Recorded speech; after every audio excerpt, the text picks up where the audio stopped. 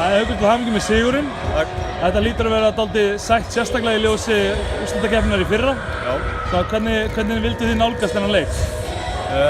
Við náttúrulega spilum 3 góða leiki í röð og mistuðum okkur aðeins á móti Borgarnes. Það var bara satt í okkur og það í okkar huga átti að vera unninn leikur. Það var kannski partur að við töpuðum og það var bara mjög dýrt tap á úrslitakeppni. Þannig að við þurfum að venda heimavöllin og við þurfum að stela sigri úti og við erum bara að berjast fyrir úrslitakeppni. Það er bara svoleiðis. Hvað veldur þessum styrk hérna heima þér? Ég veit það ekki. Það er bara okkur líður vel hérna. Það hlýtur eiginlega að vera málið. Við erum einhvern veginn bara, við erum bara í kontról allan tíman hérna og okkur líður vel hérna. Ég held að það sé bara aðalatriðið.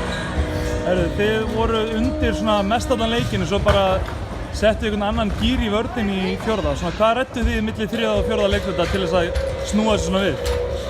Það var nú ekki töfra lausn, það var bara bæta aðeins í, þú veist. Berjast aðeins meira og láta heyra aðeins meira í sér. Ég held bara að málið var að við bara komum inn í leikinn til að vinna. Og þú veist, saman þótt við lentum 10 stigum undir að hvernig sem það var ekkert paník og þú veist, það er náttúrulega auðvelt að segja þetta eftir á, við ætluðum að vinna þennan leik. Var eitthvað sérstaklega sætt að vinna gamla liðsfélagann Emil, eða hvernig var að mæta honum í svart og hvítu? Ég er svo vanur að vinna hann á æfingum og svoleiðis hingað til að þetta er ekki nýtt fyrir mér. Til hamingju með sigurinn. Takk.